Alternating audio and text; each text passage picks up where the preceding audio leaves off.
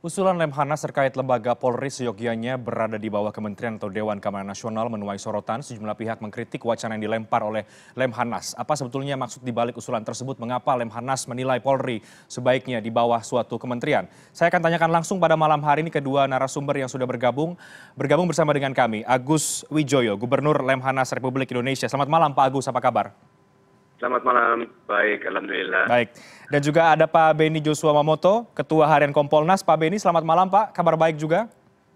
Selamat malam, kabar baik, sehat selalu. Saya langsung ke Pak Agus terlebih dahulu yang pernyataannya langsung menjadi sorotan dan juga perbincangan di awal tahun ini, Pak Agus. Yang kami ingin tanyakan agar juga clear dan juga jelas, apa sebetulnya hasil kajian dari Lemhanas sehingga ada gagasan, ada usulan untuk Polri seyogianya sebaiknya di bawah suatu kementerian tersendiri?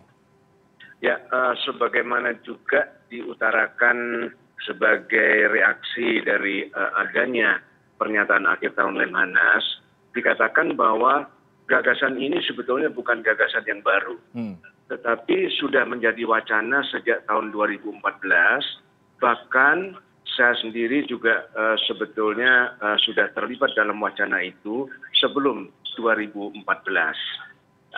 Nah, masalahnya adalah wacana itu belum mendapat kesempatan untuk dibahas secara mendalam dan komprehensif.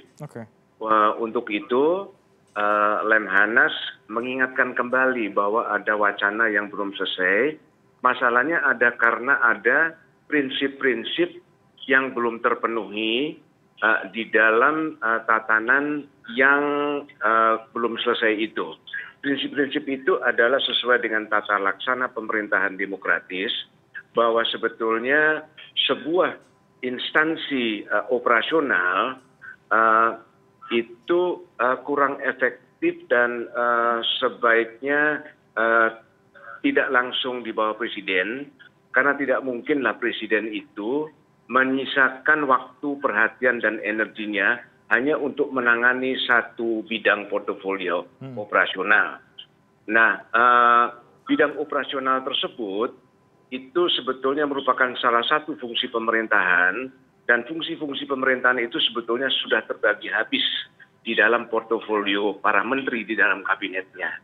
Oleh karena itu, untuk membebaskan agar presiden tidak menangani, toh juga kalau tidak sempat menangani, akhirnya juga tidak akan efektif untuk langsung berada di bawah presiden. Jangan-jangan nanti presiden hanya menyerahkan kepada Mensesnek atau Menseskap.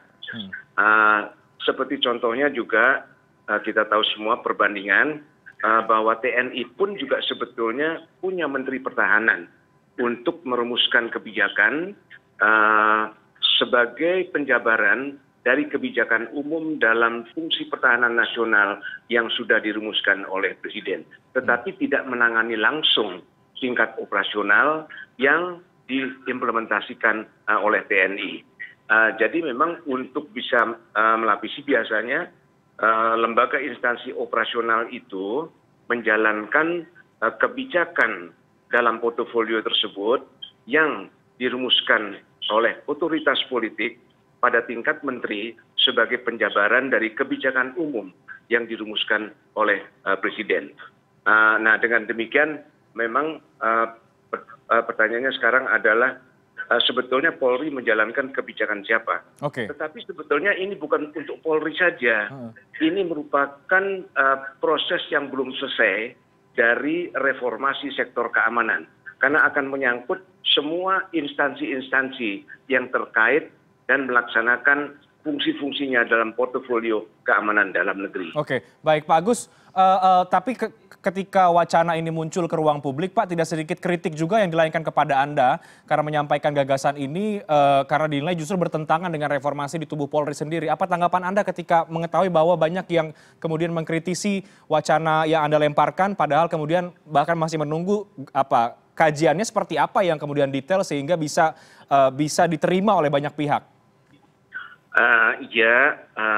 Karena yang didengar oleh Mas Sirait itu yang kontra, yang kritik. Tapi sebetulnya yang mendukung dan yang paham itu juga banyak juga. Dan kalau kita lihat perbandingan di negara lain, itu tidak ada lembaga operasional polisi yang langsung di bawah chief eksekutif dari pemerintahan.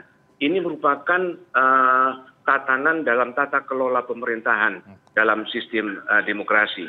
Jadi saya setuju, mari kita memberikan bahasan yang lebih mendalam, tetapi ada kaidah-kaidah yang memang perlu dipenuhi untuk mengikuti tata kelola pemerintahan demokratis. Baik. Jadi Pak Agus ini melihat dari perspektif tata kelola sebuah pemerintahan yang demokratis sehingga ada gagasan atau muncul kajian bahwa sebaiknya satu lembaga seperti Polri ini berada di bawah suatu kementerian. Kira-kira begitu ya Pak Agus? Betul. Oke, saya ingin ke Pak Beni Mamoto. Pak Beni termasuk pihak yang mendukung atau yang kontra dengan wacana kalau kemudian Polri ada di bawah suatu kementerian dengan sejumlah hasil kajian dan juga pendapat yang tadi disampaikan oleh Pak Agus, Pak? Ya, yang pertama tentunya kami merujuk pada apa yang sudah disampaikan oleh Menpan RB, Bapak Cahyokumolo, pada tanggal 2 Januari. Beliau mengatakan bahwa tidak ada rencana Polri di bawah kementerian.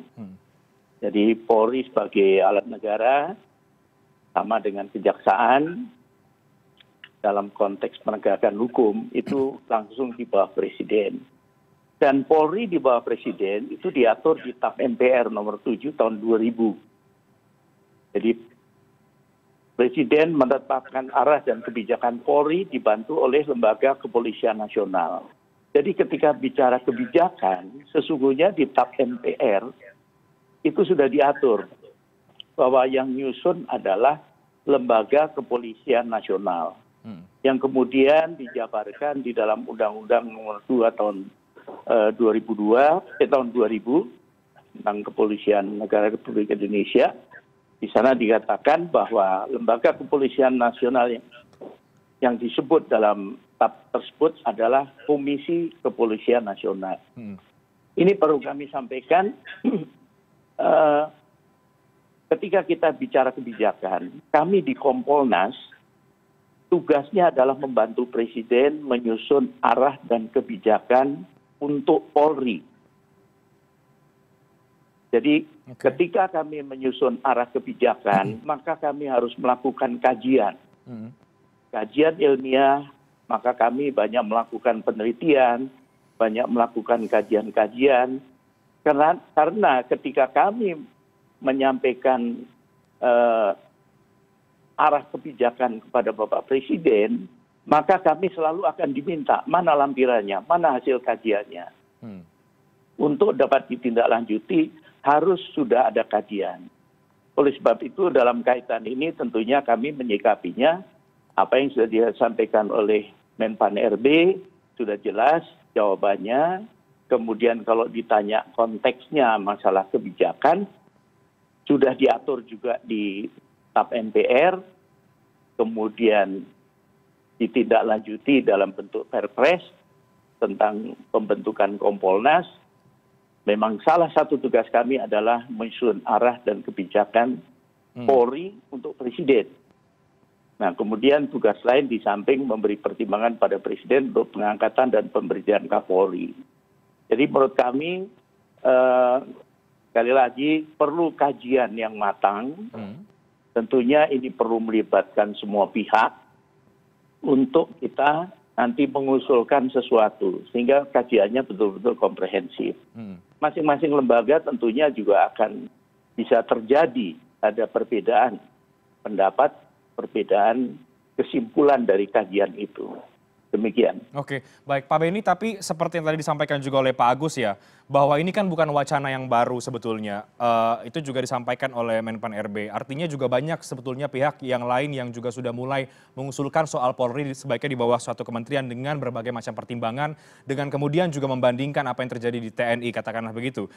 Juga membandingkan dengan apa yang terjadi di luar negeri bahwa tidak ada, kemudian satu korps kepolisian langsung di bawah Presiden. Bagaimana Anda menjawab soal itu Pak Beni Mamoto? Jadi menurut saya tidak bisa membandingkan apple to apple antara TNI dan Polri. Sekali lagi ada tugas tambahan di Polri yaitu sebagai penegak hukum. Jadi sama dengan kejaksaan di bawah Presiden. Kita bisa bayangkan seandainya penegak hukum itu di bawah kementerian yang notabene itu jabatan politis. Ini kan menjadi rawan nantinya. Itu salah satu pertimbangannya. Saya ke Pak Agus, mungkin Pak Agus ada tanggapan Pak. Di sisi lain tidak hanya soal ketertiban, tapi juga penegak hukum. Bagaimana kalau kemudian lembaga seperti Polri ada di bawah kementerian yang bisa bersifat politis? Mungkin Anda ada tanggapan Pak Agus? Ya, politik itu by nature adalah untuk mengatur tatanan tentang bagaimana kita mengelola masyarakat dan negara. Jadi tidak ada yang bisa menghindar dari politik. Menteri Pertahanan itu adalah otoritas politik yang ditentukan, diangkat sebagai hak prerogatif Presiden.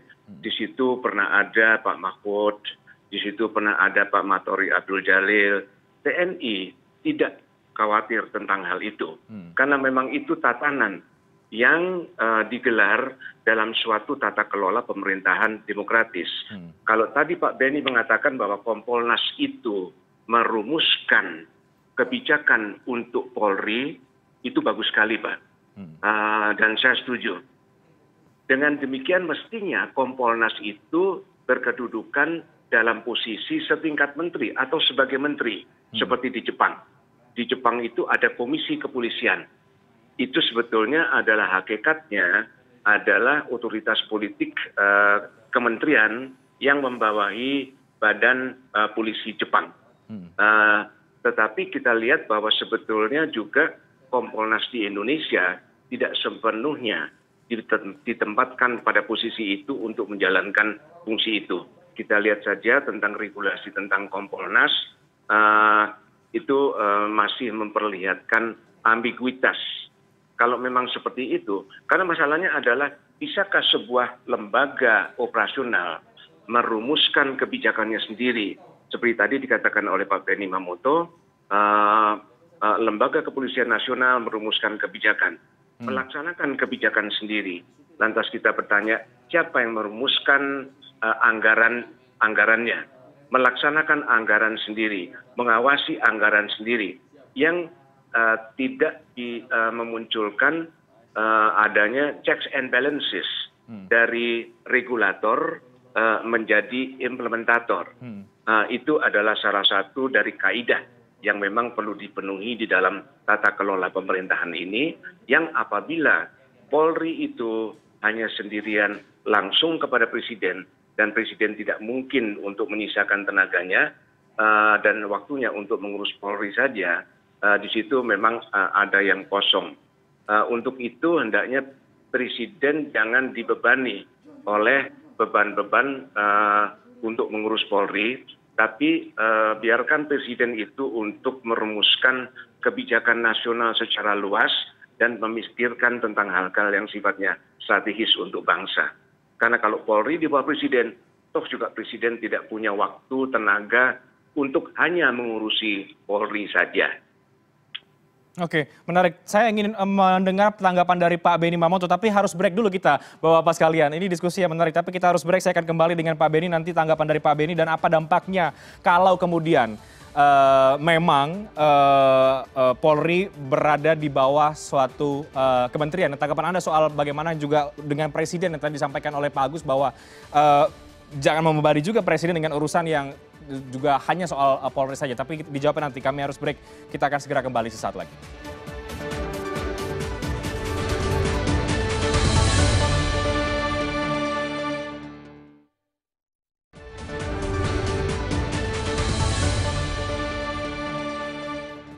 Saya akan langsung ke Pak Beni Mamoto. Pak Beni, silakan menanggapi apa yang tadi disampaikan oleh Pak Agus, dan juga saya ingin tanya sebetulnya dari perspektif Anda apa dampaknya kalau kemudian memang Polri berada di bawah suatu kementerian tersendiri, meskipun sekali lagi tentu wacana ini perlu ada political will kalau memang ini layak untuk diseriuskan atau untuk dilanjuti begitu.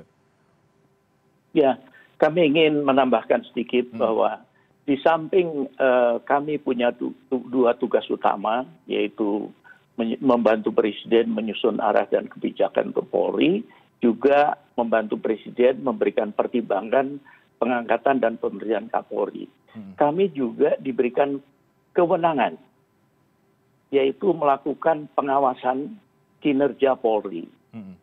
Jadi kami sebagai pengawas eksternal Polri bersama-sama dengan pengawas eksternal lainnya seperti Komnas HAM, kemudian Komnas Perempuan, LPSK, kemudian KPK dan sebagainya. Nah, kami salah satu kewenangan yang diberikan adalah mengawasi kinerja pihak kepolisian. Kami juga melakukan penelitian menyangkut masalah SDM, masalah sarana prasarana, kemudian masalah operasional dan sebagainya. Nah, oleh sebab itu dalam kaitan ini sesungguhnya pengawasan terhadap Polri ini dilakukan oleh banyak lembaga, termasuk DPR, dan yang saat ini sedang gencar adalah pengawasan oleh publik. Bagaimana kinerja kepolisian. Nah, oleh sebab itu kami juga ingin menyampaikan bahwa komposisi keanggotaan Komisioner Kompolnas, 3 perwakilan dari unsur pemerintah, yaitu Menko Polhukam selaku ketua Kompolnas, Mendagri selaku wakil ketua Kompolnas, dan Menkumham selaku anggota Kompolnas. Ini 3 wakil dari pemerintah. Kemudian 3 wakil dari pakar kepolisian. Salah satu saya. Kemudian 3 wakil dari tokoh masyarakat. Jadi ada 9. Itulah komposisi dari Komisioner Kompolnas. Oleh sebab itu ketika kami menyusun kajian segala macam, ini semua dibaca, dipelajari, dan dibahas juga dengan seluruh anggota Komisioner Kompolnas. Jadi sekali lagi dalam kaitan ini, kalau menyangkut masalah keberadaan Polri nanti di bawah kementerian, ya kita lihat saja Kejaksaan Agung selaku penegak hukum langsung di bawah Presiden. Dan menyangkut pengawasan Polri, sudah ada pengawasannya. Dan menurut saya sudah cukup banyak pihak yang mengawasi. Demikian. Oke, Pak Benny, tapi saya masih agak penasaran dengan argumentasi yang bisa Anda jelaskan. Kalau kemudian ada muncul pertanyaan, kalau Anda katakan tidak equal atau tidak apple to apple, kalau kemudian TNI dibandingkan dengan Polri begitu, karena tadi Anda mengatakan ada fungsi penegakan hukum, tapi juga sekali lagi banyak yang membanding-bandingkan dengan posisi kepolisian di luar negeri begitu. Nah, ini mungkin penjelasan yang bisa diterima oleh banyak pihak. Kalau memang tetap Polri harus di bawah Presiden, itu seperti apa jika kemudian ada perbandingan yang juga dianggap selama ini logikanya benar juga mungkin bagi sebagian pihak, Pak Benny, seperti apa? Yang pertama tentunya keberadaan Polri di bawah Presiden ini merupakan buah dari reformasi. Yang kemudian undang-undang dirubah, terjadi pemisahan antara TNI Polri, dan kemudian terus di era demokrasi yang semakin meningkat, kemudian tuntutan publik semakin meningkat, ini tentunya perlu juga banyak hal penyesuaian dilakukan. Nah, kita semua tahu bahwa tuntutan publik ini semakin tinggi, baik dalam hal pelayanan Polri, tapi juga masalah penegakan hukum. Bagaimana jadinya seandainya nanti suatu saat Polri di bawah kementerian, kemudian menterinya yang notabene dari unsur parpol, kemudian memanfaatkan institusi untuk kepentingannya, ini tentunya publik akan marah dan akan kembali ke masa lalu lagi nanti. Artinya akan ada protes, akan ada keberatan dari publik. Saat ini pengawasan publik sangat amat ketat dan masif. Apa yang terjadi belakangan ini saja, ketika ada hal-hal yang dinilai tidak sesuai ketentuan atau ada hal-hal yang tidak sesuai dengan ekspektasi publik, bagaimana serangan yang terjadi, bagaimana viral isu-isu yang terjadi. Itulah menurut saya salah satu pertimbangan yang harus pikirkan masak-masak, khususnya di era demokrasi saat ini. Oke, jadi kalau Anda menilai singkatnya wacana yang dilemparkan oleh Pak Agus ini, menurut Anda bagaimana sebetulnya Pak Beni? Sudah dijawab oleh Menpan RB. Itu jawabannya Menpan RB. Kalau jawabannya Pak Benny Mamoto? Menurut kami, kebetulan saya mantan Polri, kemudian studi saya di kajian ilmu kepolisian, program doktor kajian ilmu kepolisian. Kalau saya kondisi yang ada sekarang sudah tepat, tinggal nanti ada pembenahan di sana sini, misalkan Kompolnas diperkuat sehingga nanti kontribusi dalam pengawasan lebih bagus dalam rangka menyusun arah kebijakan dengan penguatan SDM, dukungan anggaran yang lebih besar sehingga kajian-kajian itu bisa lebih banyak lagi dan sesuai kebutuhan gitu. Oke, baik. Pak Agus, seberapa serius kajian soal ketertiban di dalam negeri yang sudah dilakukan oleh Lemhanas, dan apakah usul atau wacana soal Polri di bawah suatu kementerian ini, termasuk juga pembentukan Dewan Keamanan Nasional ini memang diseriusi akan kemudian disampaikan juga ke Presiden, Pak Agus?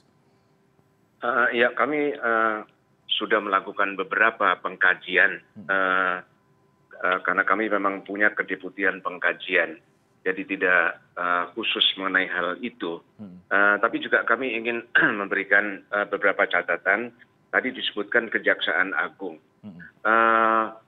Lembaganya namanya Kejaksaan.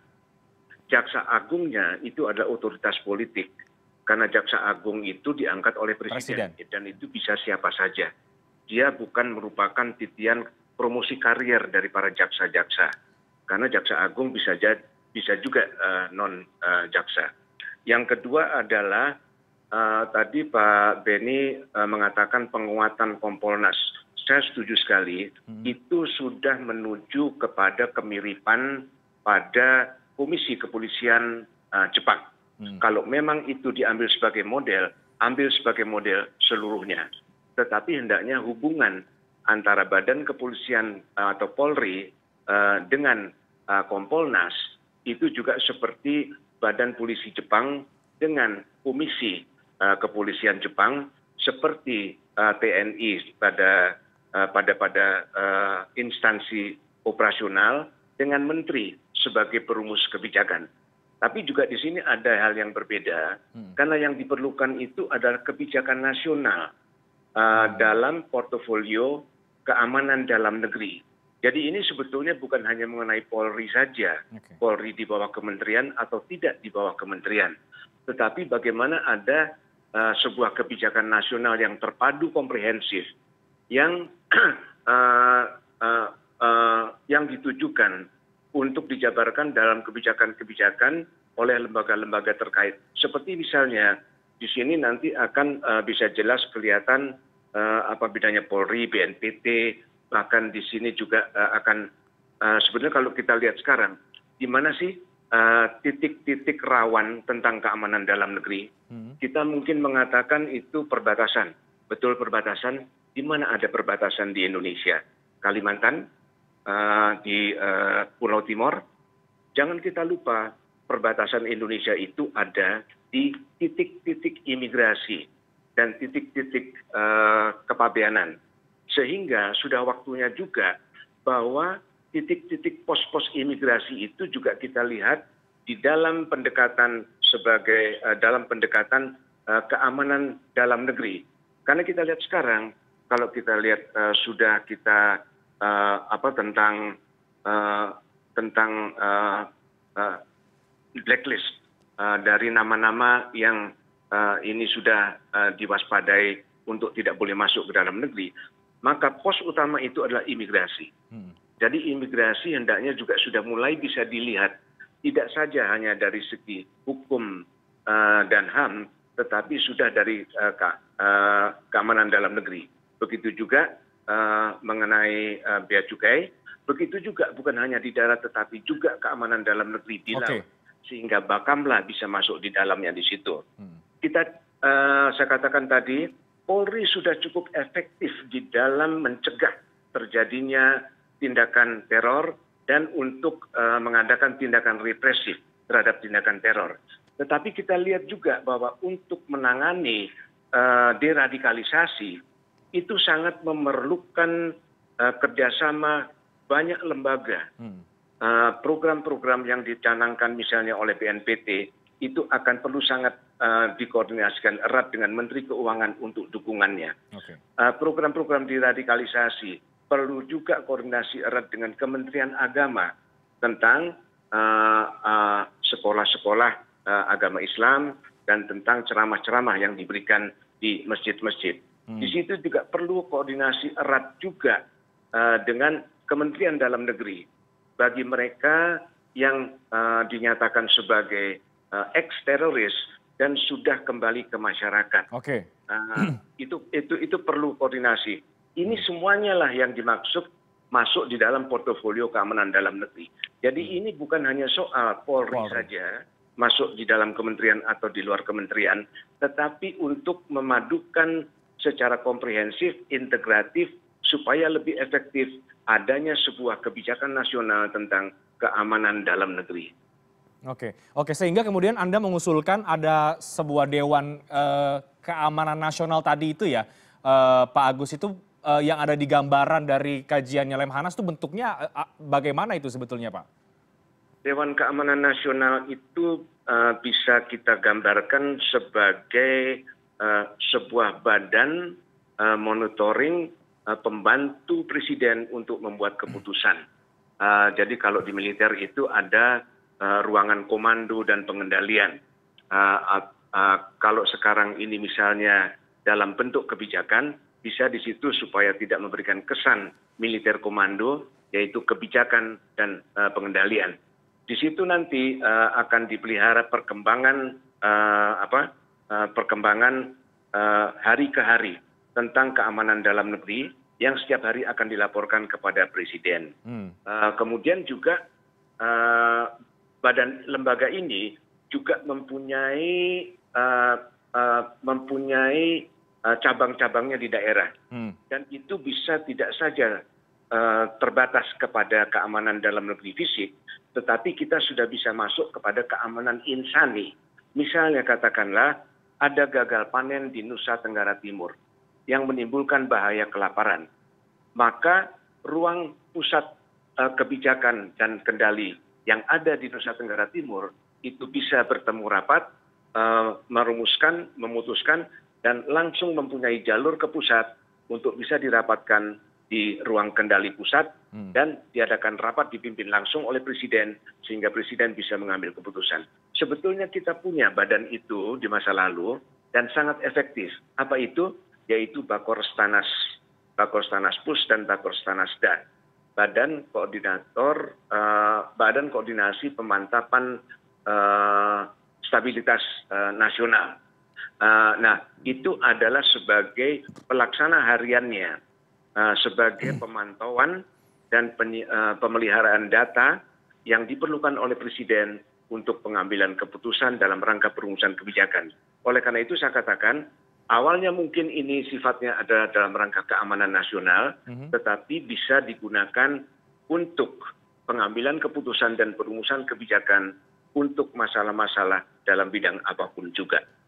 Oke, baik. Saya ke Pak Beni terakhir. Pak Beni, untuk menanggapi apa yang tadi disampaikan Pak Agus, dari Anda seperti apa, termasuk juga Anda kembali meyakini bahwa check and balances terhadap Polri sudah cukup sampai di DPR dan masyarakat saja, tidak perlu ada sebuah kementerian baru yang kemudian atau kementerian dalam negeri katakanlah untuk membawahi instansi kepolisian Republik Indonesia?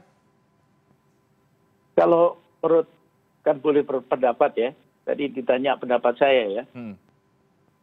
Jadi kalau pendapat saya sejauh ini menurut saya sudah cukup, karena koordinasi itu sudah dilakukan oleh lembaga-lembaga yang dibentuk. Contoh, masalah narkoba itu sudah dibentuk BNN. Di sanalah koordinasi dilakukan dari Kementerian Kesehatan, Kumham, Polri, kemudian Kementerian Sosial, dan sebagainya. BNPT sama, juga sudah dilakukan koordinasi yang dikoordinir oleh Kepala BNPT. Jadi sudah dibentuk badan-badan, lembaga-lembaga baru yang sebelumnya tidak ada untuk mengefektifkan koordinasi. Oke. Nah memang semua kembali kepada implementasi di lapangan. Kalau tadi disinggung oleh Pak Agus soal deradikalisasi, apakah semua lembaga kementerian terkait itu sudah melaksanakan fungsinya dengan optimal? Nah ini menjadi pertanyaan tersendiri. Ketika saya di BNN dulu saya merasakan bagaimana ketika muncul narkotika jenis baru, itu untuk memutuskan sampai dengan masuk golongan narkoba, waktunya lama sekali. Oke. Nah ini salah satu contoh lah bagaimana antara strategi yang dibuat dengan implementasinya, ini perlu komitmen yang kuat dari masing-masing institusi. Oke, baik. Saya terakhir ke Pak Agus. Ini sudah disampaikan ke ruang publik, Pak, sudah menjadi diskursus juga. Apa kemudian goals atau tujuan yang Anda ingin atau Lemhanas ingin capai dari refleksi di akhir tahun 2021, kemudian juga kita bicara soal keamanan, ketertiban, dan juga soal usulan Polri di bawah sebuah kementerian. Terakhir singkat Pak Agus. Memberikan keleluasaan untuk membuka wacana dari seluruh komponen bangsa untuk mencapai kesepakatan melanjutkan reformasi sektor keamanan dengan memenuhi kaidah-kaidah tata kelola pemerintahan. Di antaranya tadi itu adalah adanya checks and balances, adanya kontrol, dan koordinasi itu tidak hanya sekadar kebetulan.